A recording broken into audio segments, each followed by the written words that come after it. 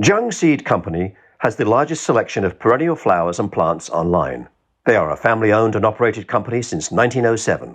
Use code 10FINE23 to receive 10% off your order at jungseed.com.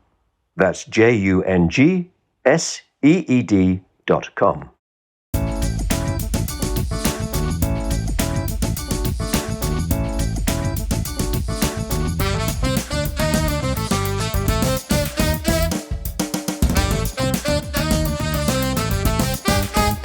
Hello and welcome to another episode of Let's Argue About Plants, the podcast for people who love plants.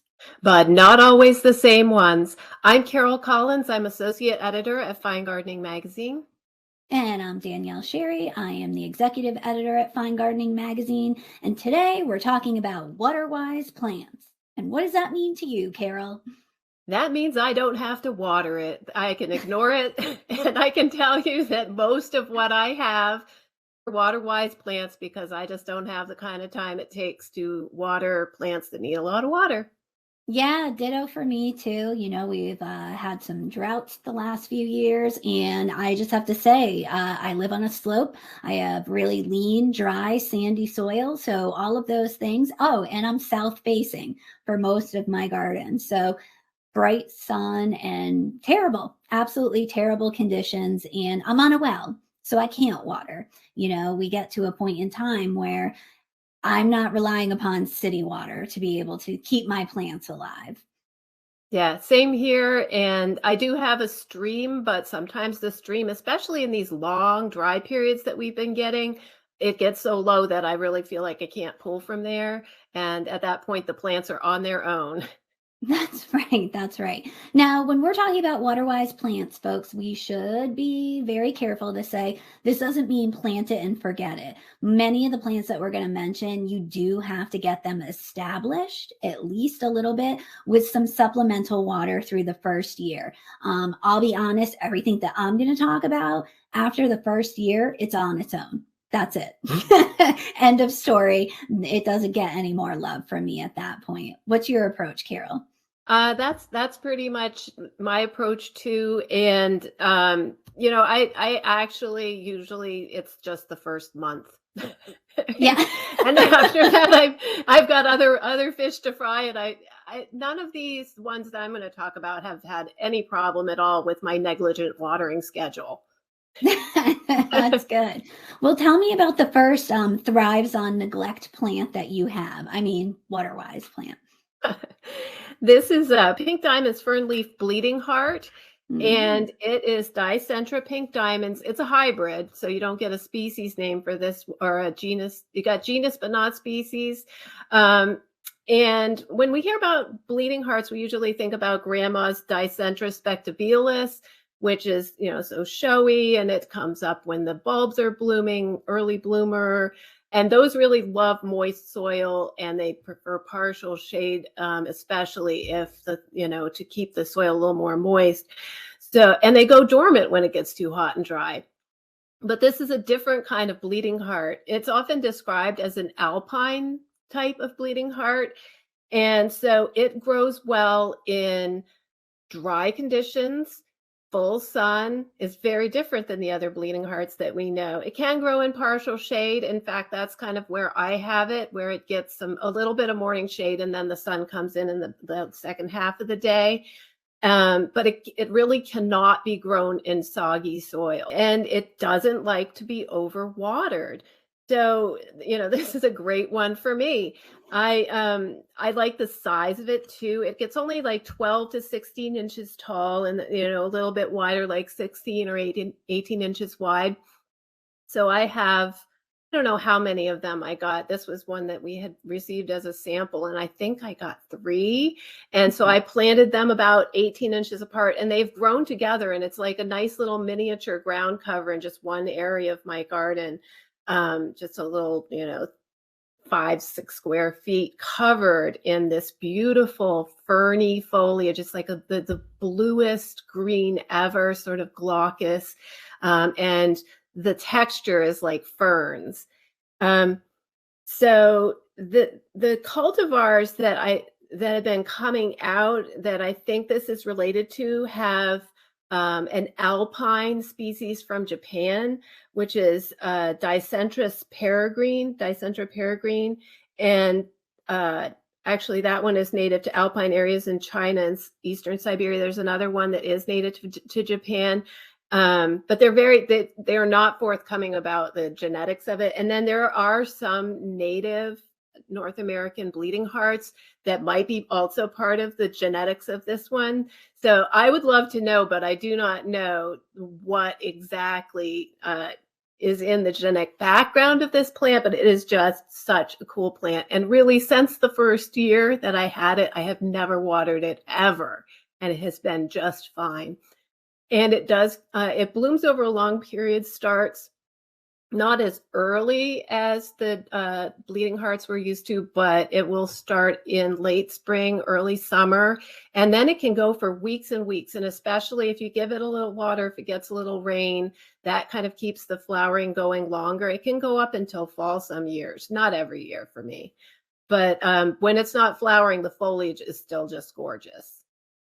That's awesome. It sounds beautiful, and something for a dry shade too. Like that's hard to come by, you know? Yeah. Beautiful. We had a recent really cool article on bleeding hearts actually in Fine Gardening that went into some of that parentage of these new hardier cross, transgenic basically crosses that they've done. So maybe we'll drop a link to that in our show notes as well.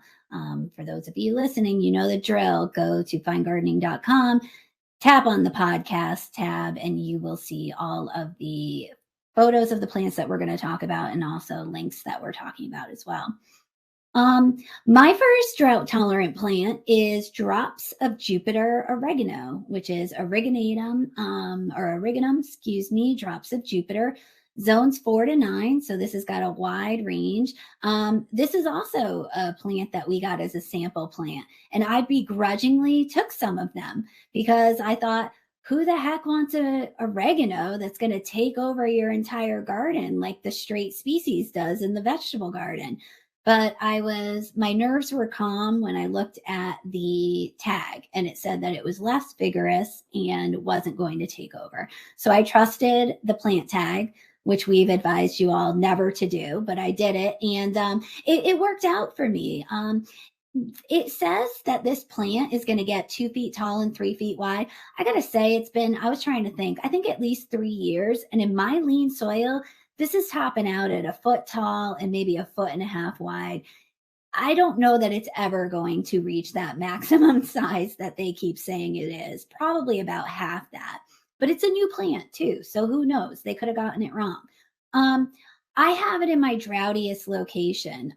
It is on the Bowl Superhighway at the bottom of an eroded hillside in full sun. So terrible lean soil, backfill is what it started out as. I have amended and put mulch in, but it basically just leaches away throughout the course of a season. I planted it in May 3 years ago. I kind of sort of maybe watered it occasionally through the season, and that was it. And it has come back without fail these last 3 years. So it's got this beautiful chartreuse, more golden in full sun leaves that are small little rounded teardrops up and down the stems, and has a sprawling habit. It kind of grows up and flops over, which doesn't sound attractive, but basically that translates to the eye as just a ground cover, which is kind of nice. Like I said, I've got it on my front slope and it's kind of mingling in with catmin and some euphorbias in that area. So you can imagine this time of year, it looks really beautiful with purple flowers behind it and then that bright yellow foliage that's up front. So it's really, really beautiful. The foliage is pungent. I'm going to go out on a limb and say that's why the voles tend not to bother this plant.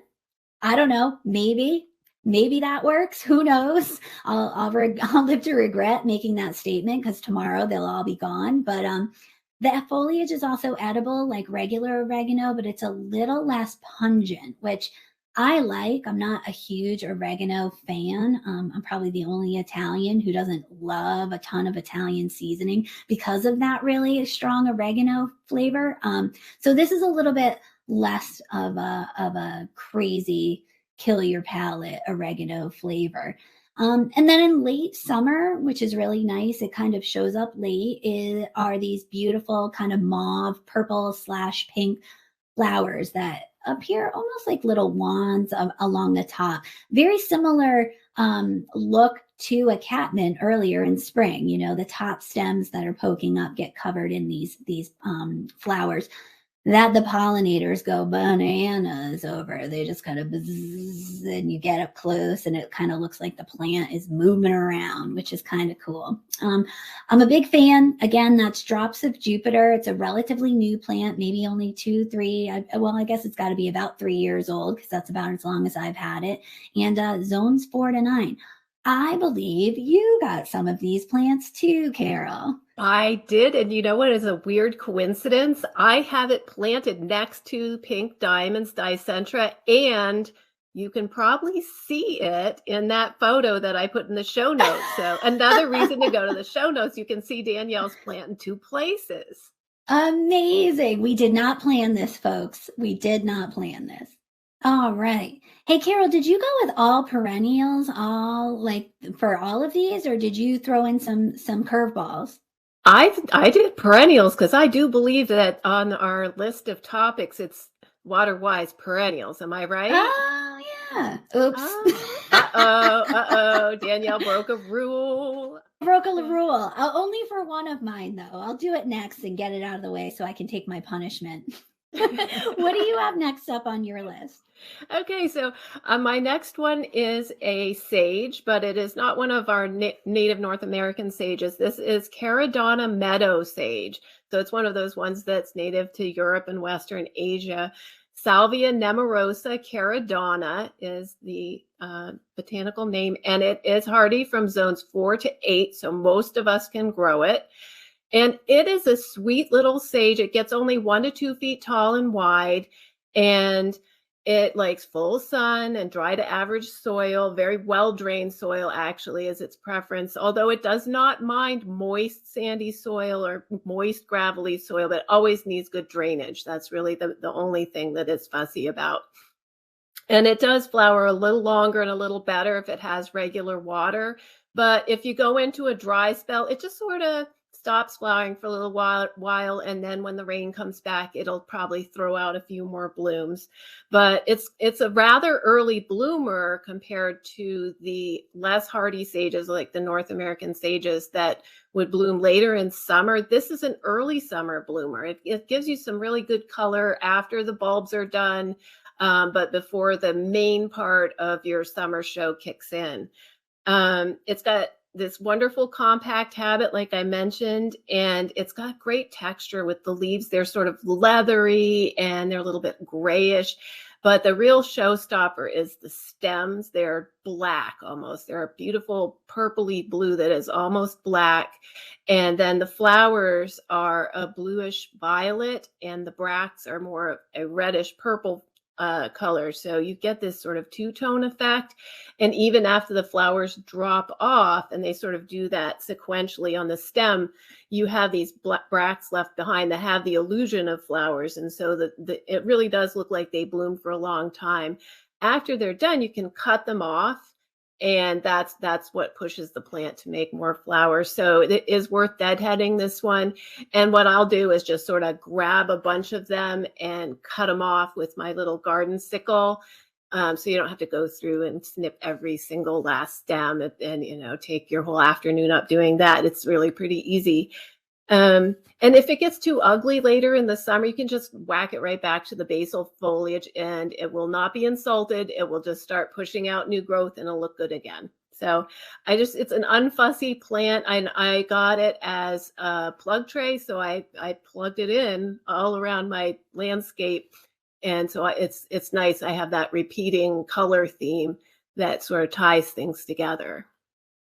That has been a very popular matrix plant, quote unquote matrix plant, the last few years that we featured different naturalistic gardens. Karadonna has showed up quite a bit, and it's about to be featured in our next issue on a rooftop. So there you go. That I think, and as far as that, I know, it's in 6 inches of soil or less, and in full sun all day on the top of a city skyscraper, basically. So if that salvia can survive there under those low water conditions, I think Caradonna salvia must be drought tolerant. Absolutely. And that was the pollinator pit stop. Is that the garden Yep, you're talking about? So, that's correct. another selling point is the pollinators absolutely love it. Yeah, for sure, for sure. All right, that one's going on to the list. All right, I chose a plant that I do not grow because I don't live in the Southwest, but it is a plant that I became absolutely obsessed with on a trip to the Desert Botanic Garden in Arizona. So this is a native to the southwestern U.S. And it's got a lot of different common names as plants do, but Sandpaper Bush or Rio Grande Saddle Bush. I think it probably still counts for this episode because it is more of a subshrub slash woody perennial. It does not get too tall. 3 to 4 feet tall and wide, and the botanic name is Mortonia scabrella, and that's zones 8B to 11. So I'm not in the hunt for this plant. Unfortunately, I wish I was. Someday when I have my, southern escape getaway down in the desert, maybe I'll have this plant. But for all intents and purposes, I was at this botanic garden, and from across the way, this plant sucked me in because it looked like a willow tree if a willow tree was a succulent. Long, wispy branches with small glaucous blue, lance-like with a silver edge leaves that kind of curled up onto the willowy stems. So gave it kind of these, I don't know, undersea water creature kind of arms and legs to it. Just a really, really interesting, crazy texture. But then you got up close to it, and you got to be real careful when you're at the Desert Botanic Garden not to touch things because mostly everything has spikes on it. But I did go up when it said Sandpaper Bush, and I gave it a little bit of a, squeeze with my fingers. And even though they look fleshy and paddle-like, it is rough. It's rough to touch, which means that it's largely critter proof. Grazing deer, any sort of bunnies when it's smaller, and for the lower branches, they tend to avoid it. I would think just because it would give you indigestion if you try to eat this thing. So it draws you in, especially in this landscape where it was tons of cacti, right? And tons of very obvious succulents like agaves and things like that. This sandpaper bush was just like, whoa, what is that? And it could very well have been I was a northerner, swamp Yankee, going down to the south and going, wow, that reminds me of weeping willow. Let me go see what it looks like. The really cool thing also about this is that it's got these clusters of white, waxy, star-like flowers that appear at the tips of each of the branches. So way, front facing up at the top. And these appear in spring, in summer, and fall. So it's basically a smorgasbord for any of the pollinators that are coming through during that entire span of time. And this will continue to put on flowers late into the fall. So for pollinators, that's kind of a last gasp before, things really get into the lean times.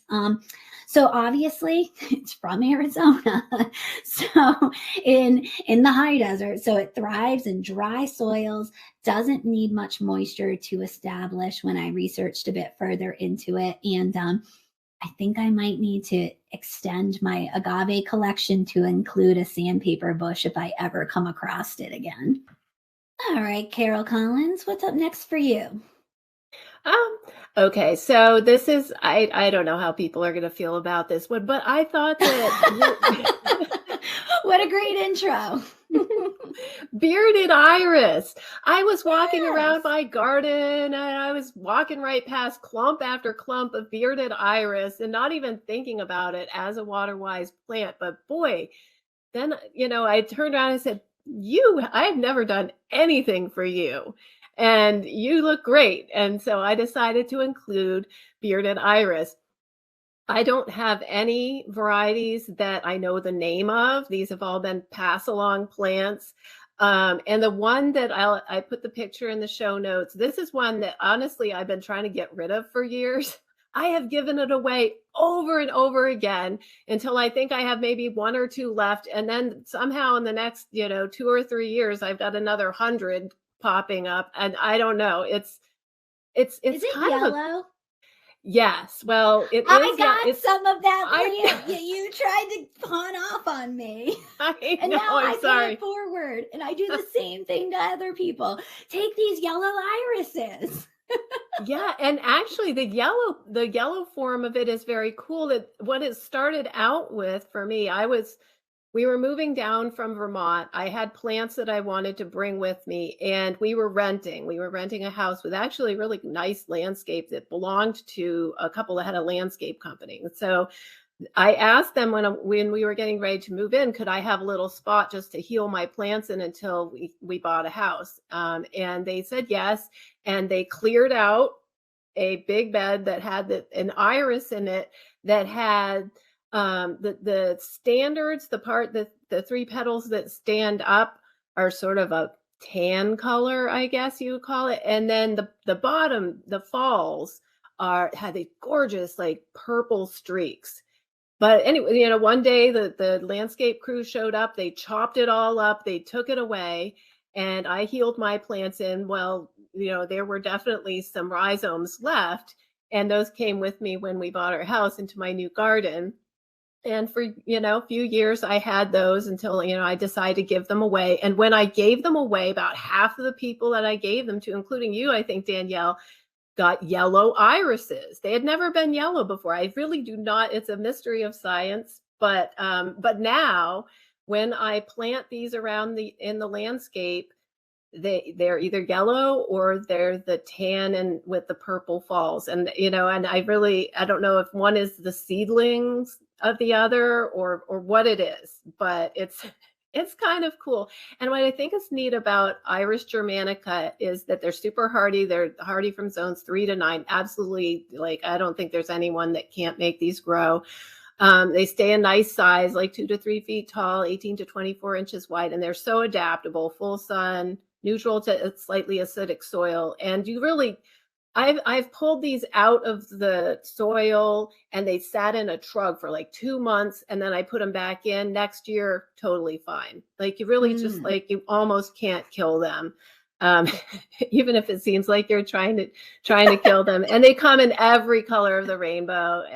So it's just such a fun plant, and it was one of my favorite plants when I was a kid, and then I grew up and thought I was too sophisticated, but I think still iris are one of my favorite plants. No, for sure. They really are. I mean, and to see them in full bloom is just, I mean, it is equivalent. People are going to write mean letters to me, but it's the equivalent for me to a peony in full bloom. They're just absolutely beautiful, and they bloom in tandem with each other. They're gorgeous. So I didn't mean to be a mean person for getting on you about yellow irises, but I feel like everybody at the Taunton Press has a Carol Collins yellow iris, and that's what I have named it. People come to my garden and they're like, "What iris is that?" And I'm like, "Oh, it's Carol Collins." And I don't know if they're going back and trying to Google that because I didn't know what it was. So it's your claim to fame now, Carol. It's your claim to fame. Awesome. I rolled into the shade section of my garden because I thought, man, dry shade is really hard to try and find plants for. I think we had a recent article that it was all about dry, shady and sandy areas in the garden. And the author had said, this is the worst condition to plant in. So that's what I have in an area where I've got at the edge of my patio, very sandy and eroded away section, and it's underneath a stand of mature hemlock trees. And Other than hellebores, the only thing that really thrives there is epimediums.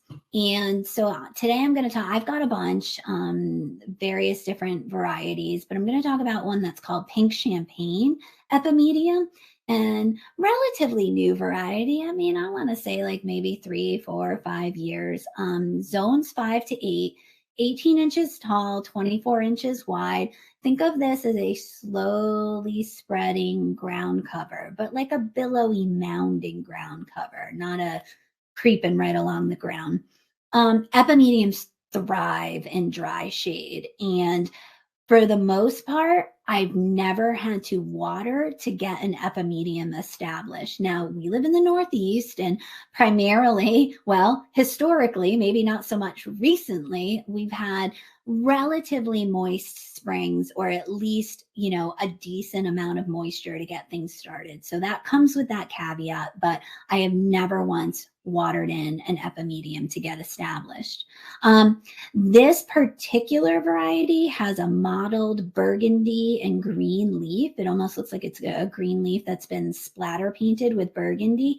That eventually fades out to almost all green by the time you march your way into summer. The foliage is small, slightly golf ball sized, I would say, heart shapes. They're really, really beautiful. There's a lot of different kinds of epimediums. You'll get ones that are, huge and long lance-like leaves with spikes all over them that are more of the, from the European and Japanese origins. But this one is beautifully heart-shaped and crunchy. Totally crunchy. It doesn't look crunchy. It looks like, oh, soft. I want to pet it. It's a nice pillowy thing of foliage, but no, totally crunchy. So that means deer stay away from it. Rabbits stay away from it. Bulls stay away from them. Any munching critter, woodchucks stay away from it. It's just not an appetizing plant for them, but gives you that nice evergreen appearance to it. The main show, though, is late winter. These wiry stems float above the foliage, and you get all of these spur-like star flowers and large wands and panicles, and they kind of dangle on these little wires. And pink champagne is a dark pink. Dark, dark, dark, dark, dark pink. And it almost looks like it might have a splash of like magenta on the outside and a teeny tiny little yellow center to it. Just clouds of stars just floating above it.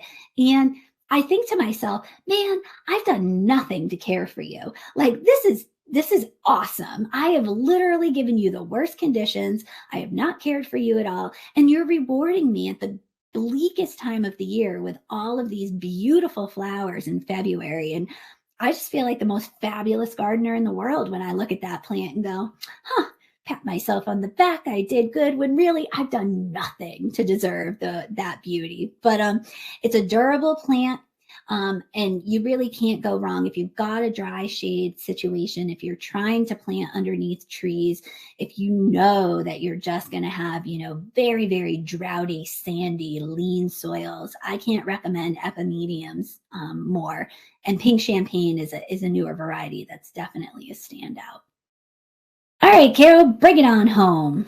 Okay, so I've got one that I'm kind of surprised this one has survived for me, but it has got a good name for a survivor type plant. It is called Undaunted Ruby Muoli grass, and that is Muhlenbergia reverconii, PUNDO1S. That might be 01S. I don't know. But yeah, if you look up Undaunted, that's how you can find it for sale. And you can find the plant profile of it by the Plant Select program, which promotes WaterWise plants that are garden worthy for, primarily the Southwest, but I think a lot of us could draw from the Plant Select palette and have some really interesting, a lot of them North American native plants that actually do well quite far afield from the Southwest, including this one. So trials have established that this is a solid zone 5 plants. It goes from zones 5 to 9, maybe even 10. Some sources say it goes up to 10. So it's hardier than many other muhly grasses, especially that Gulf muhly, Muhlenbergia capillaris, that a lot of people covet but really can't grow because either your winter kills it or it's just not cold hardy enough for where you are. But this one gets 15 to 18 inches tall, about 18 to 24 inches wide. And it was a cultivar that was selected from the straight species by Scott Ogden and Laura Springer Ogden in 2003, and then it was introduced in 2014. So it's been around a while, although I still kind of think of it as a new plant. And it's very adaptable. It can grow in waterlogged soil, believe it or not. It can grow in alkaline clay, but it is also extremely drought tolerant. And it flowers in autumn like a lot of the flowering ornamental grasses. But or inflorescences are like mist. They just, it has the fine foliage, which is very pretty, and that sort of holds through the summer, and sort of a soft, like bluish green.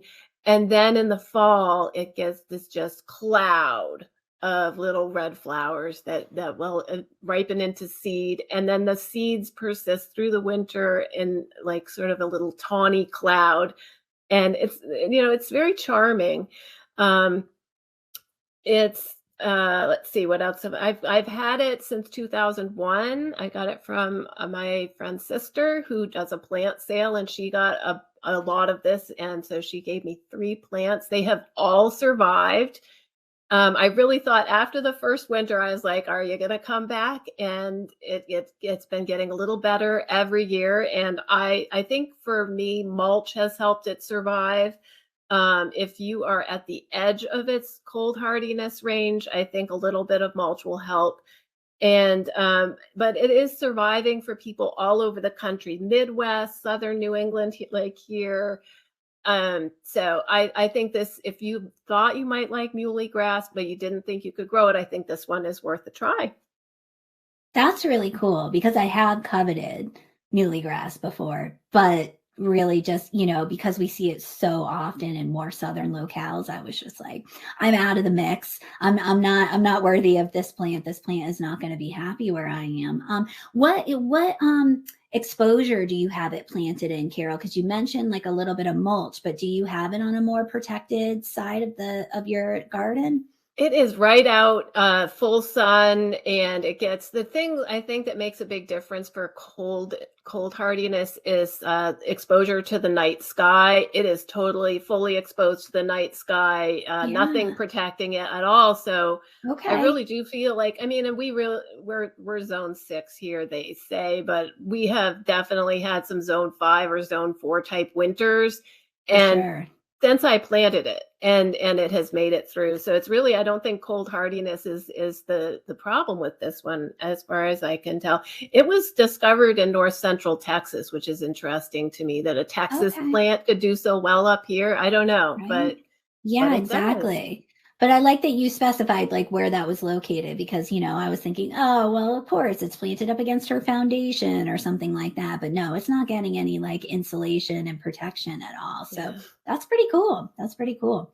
All right. Well, we didn't plan this, but my final plant is a grass as well. And I'm going to talk about blue paradise, little blue stem, which is Schizocarium, Scoparium, blue paradise, zones 3 to 9, 3 feet tall and 2 feet wide. So the perfect mid-size grass, in my humble opinion. Not too big, not too small, just beautiful.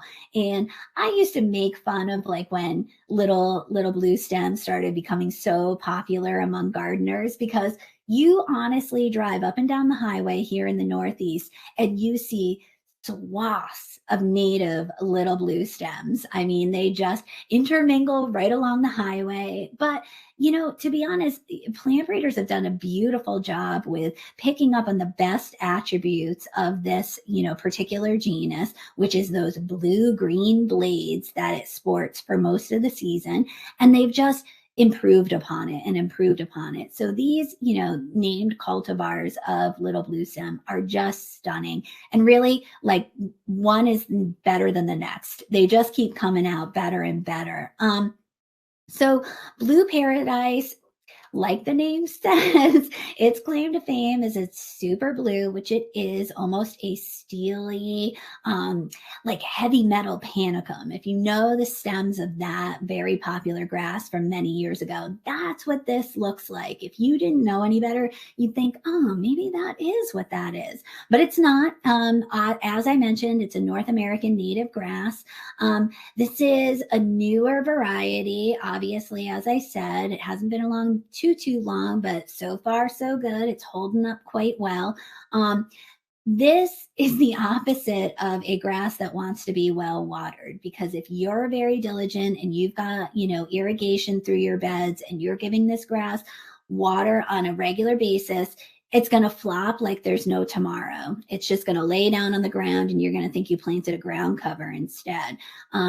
Little blue stems really want to dry out. They want that drier soil, and that really does give them the optimum opportunity to stay upright and stand tall and not flop all over the place. They don't like fertile soil either. I mean, think about, their native range. They don't want these really rich, amazing soils.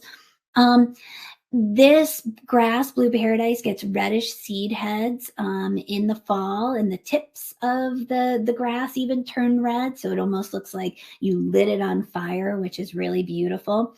Drought tolerant once established, you do want to get it going with a little bit of supplemental water. You don't want to drop it right into desert, sand, lean soil without a little bit of supplemental water. But you get it in a good spot. It's actually really incredible for erosion control. I've got it in an area where now I've been able to clump it and divide it off a little bit, and it really is holding its own in an area of our property that really tends to slough off with any sort of rainfall whatsoever. It's kind of holding in that ground there, which is amazing. And I just think that it's a very attractive mid-sized grass, as I mentioned. It's not too big, it's not too small, and it's also not one of those unruly beasts like the miscanthus that, you're having to go in and divide constantly. They seed obnoxiously all over the place. You're not going to get any of that with Blue Paradise. So stick with that little blue stem. There's another family that's big blue stems if you're looking for something that's a little bit taller in a grass. But for me, this is just the perfect size. And now, because everything sounds better with a British accent, here's Peter to talk about his beach vacation. Oh, come on, Peter, you're killing me. Just one question, Danielle and Carol. Do you two ever take a vacation? Here we are in the throes of summer, and still you're pumping out podcasts left and right. In my estimation, that's plain bananas. I myself am blissfully untethered to the 9-to-5 grind, and have just enough time today to record this segment before jetting off to the Connecticut shoreline for some much-needed R&R, because although my delicate alabaster skin might not scream beach bum, I am, in fact, an ocean aficionado. I tell you all of this not to make you jealous of my upcoming trip, but because I think it goes along with today's theme of being water-wise. For when one spends an entire day at the beach, there are many steps that should be taken to stay cool and hydrated in a responsible manner. First off, I make sure the cooler is packed with plenty of fluids, and not just good old H2O. I ensure that we have a few sports drinks mixed in there as well to enhance the hydration. Frost Glacier Cherry Gatorade is my personal favourite for several reasons, but that's a discussion for another day. I also invested in a proper sun hat. No, floppy headgear isn't just for garden ladies. It is also for those who wish to keep their melons cool, because while cooler heads always prevail, they also help the entire body stay less sweaty. Finally, I make sure to take a dip in the ocean at least once every half hour. This is essential for staying cool at the beach, and is also the most peaceful way to spend a hot summer afternoon. A cool core temp leads to less need for water too. While I might not be as water-wise as, say, an Epimedium plant, I am certainly just as good looking. And I'd like to see that perennial last as long as I do on the shores of Hammonasset Beach State Park. So have we become a wellness podcast? I mean, Peter's giving us hydration tips for when we're on the beach. This has gotten out of control. I think everybody needs a summer vacation right now. I think this was already a wellness podcast. I don't know what you're talking about. I think our expert Ed Lyon would agree with you, Carol. Let's see what he has to say about hopefully drought-tolerant plants and not hydration tips. Hi, My name is Ed Lyon, and I'm the director of Ryman Gardens in Ames, Iowa, and proprietor of Spellbound Garden Writing and Consultation. I'm also the author of the book, Growing the Midwest Garden. It is my opinion that water availability will be one of the most critical factors in growing successful gardens in the future, especially with current projections on climate change. Here in the Midwest, we have seen 3 summers of some form of drought, and this year we are moisture deficient in the spring. Some areas of the country saw the driest May on record. It is not a good prediction for summer if we're starting the season in a spring drought. I am going to talk about a few plants that have shown drought tolerance in my Midwest garden. The first is Epimedium. This is a durable shade plant with delicate flowers on thin stems that look like they float over the plant. Depending on species, they can range from 6 to 8 inches to a foot in height. They're often used as ground covers. They surprised me with their drought durability because they have very shallow root systems, disproving the common misconception that only deep-rooted perennials will muster through overly dry conditions. At about the same time as I started growing them, I went to a conference in Toronto, which was experiencing a much hotter and drier summer than typical. We visited one garden that had not been watering regularly. Every plant in the perennial borders, and I mean every one of them, was drooped miserably, looking sad, all except the Epimediums. Their vegetation looked green, glossy, and every bit as good as if they'd been getting regular watering. Every one of us took note of that. There are a very large number of cultivars in almost every range of flower color except green and red. One of my favorites is Amber Queen, with bright yellow gold flowers that just shine through shade in the spring. Epimedium's not native, but has shown no evidence of rampant spreading. The next plants are all native for those of you looking for that. Let's start with the tallest. My favorite new perennial that I saw in a number of gardens in 2023 is Andropogon gerardii Blackhawks. This is a dark purple, almost close to black-stemmed cultivar of our big blue stem. At 4 to 5 feet tall, this grass makes a statement, whether used in mass or scattered through a meadow. I have seen it used effectively as a backdrop screen to other perennials. The dark color acts like a stage curtain, allowing the colors, shapes, and forms of the plants in front of it to pop. Breeders aren't done yet with this color in big blue stem. Holy Smoke has already followed it to market. In a past position, my volunteers told me that the worst job I ever gave them in my tenure was digging out mature Baptisia australis plants. Most of the time, we tell gardeners not to worry a lot about perennial plant placement because we can always move plants. This one, I advise finding the permanent home early in its life. It sets roots like a tree. That, of course, makes the plant a drought survivor in both the perennial border and meadow. The species has lovely pale purple flowers that turn into a brown seed pod that, when shaken, sounds like a baby rattle. Breeding over the past 15 years or so has produced a plethora of new colors, including bicolor. If you want one that will stand out as a focal point in your garden, look at Lemon Meringue, which is part of the Decadence series. The fresh yellow flowers are certainly eye-catchers. Speaking of color that screams, "Look at me" in the garden, it doesn't get much brighter than Asclepias tuberosa, the unfortunately named butterfly weed. Especially with interest in monarchs, butterfly weed is definitely not a weedy plant. It can be slow to establish, but once it does, it looks like a small shrub loaded with screaming orange flowers. It is a native plant capable of growing tough, woody, knobby roots that can grow several feet deep in the right soils. If the orange isn't your color, there is also a cultivar named Hello Yellow with yellow flowers. Lastly, our shortest plant in this group is not used nearly enough. Dahlia purpurea is purple prairie clover. Don't be fooled by its diminutive size and fine textured look. This plant puts down a deep taproot. The fact that prairie is in its name should clue you in to its durability to drought, heat, and arid soils. I love it in meadow plantings and buy it in quantity in plugs. The thimble-shaped flowers look like they are wrapped in purple fuzz and are highly desirable to bees and other pollinators. As a legume, it harbors a beneficial bacteria called rhizobia. The plants are able to capture nitrogen from the air, and the bacteria assist in fixing it in the plant. The plants act as natural soil fertilizer when the spent plant material is left to enrich the soil. As I close, I do want to mention a current misconception that tap-rooted plants are the most drought tolerant. There is an image of prairie grasses with very deep roots that have been used to support this.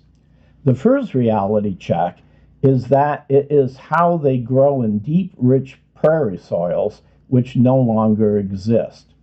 Those plants are not going to put deep roots into compacted soils. There are far more fibrous root systems on plants than tap roots. Extensive fibrous roots can also be drought tolerant. My message is, provide the conditions for plants to grow as extensive roots as possible, whether tap or fibrous. That will be a key criteria for drought tolerance. So Ed Lyon did not disappoint. I originally reached out to him because I was worried about having more plants for dry shade for folks, because that's such a hard spot to be in. Absolutely. He is the shade guy. Didn't he do a e-learning for us on shade plants? He did. Yeah. So if you guys want to hear even more great recommendations for dry shade, we can say to check out that shade e-learning course that you can locate on finegardening.com. But in the meantime, hey, thanks to Ed. All right, Carol, time to go have a margarita. It is summertime vacation time. Woohoo!